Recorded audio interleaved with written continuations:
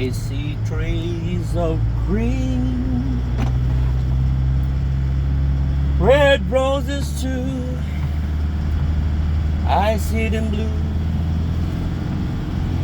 from me and you, and I think to myself, what a wonderful world. I see skies of blue, clouds of white, the bright blues today, dark, say goodnight. And I think to myself, what a wonderful world. Wow naman! Wow! Wow! Magandang buhay sa ating lahat.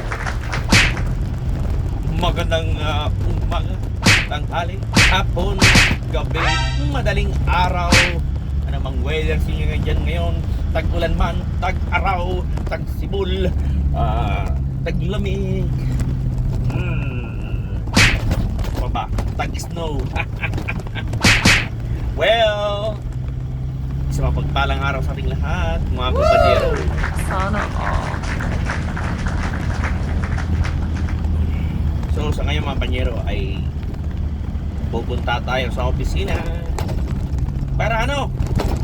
Eto, pasa natin itong mga dokumento natin, yung ating huling biyahe natin. Ito yung ginagawa namin pagkatapos ng biyahe namin. Yung mga papeles iaati namin sa opisina, at pagkatapos ay tawag dito, uwi, siyempre uwi sa garahe.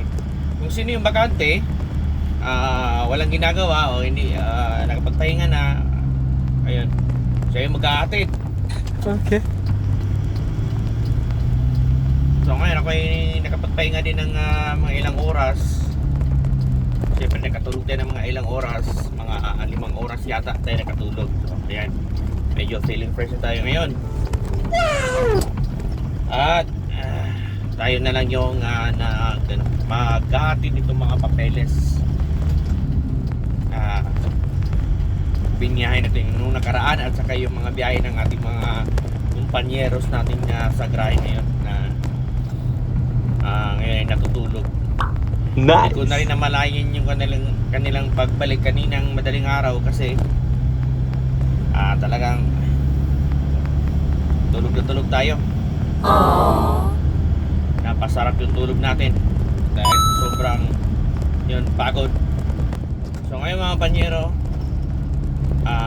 aside sa paghatid nito mga papeles, ay ihahatid ko rin ang aking letter of non-renewal. Ayun, hindi na ako magre-renew dito mga panyero. Tama lang muna itong 3 years na experience dito sa Saudi Arabia at sa company na to. Actually nung mga first week of this month of September, nakapagpaalam na ako na hindi muna ako mag-renew ng contract at bibigay ko muna yung aking panahon, ng aking time sa aking pamilya. Uuwi muna ako.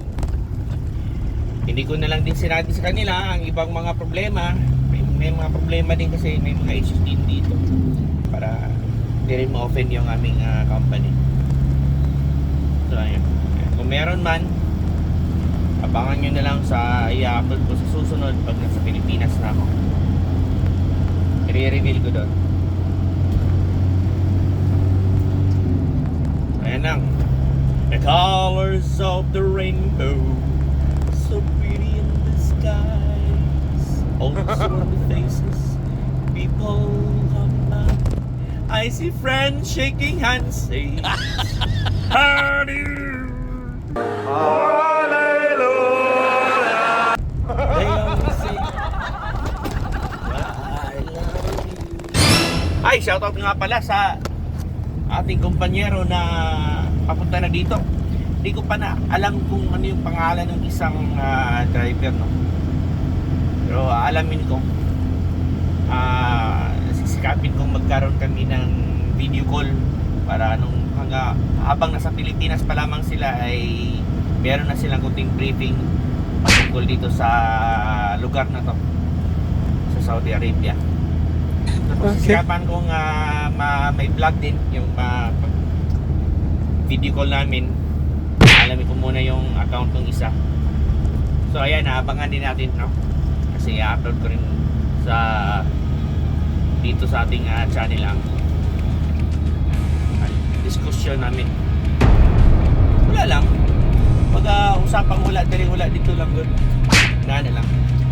So malay mo baka may mga katanungan sila na maaari natin sagutin.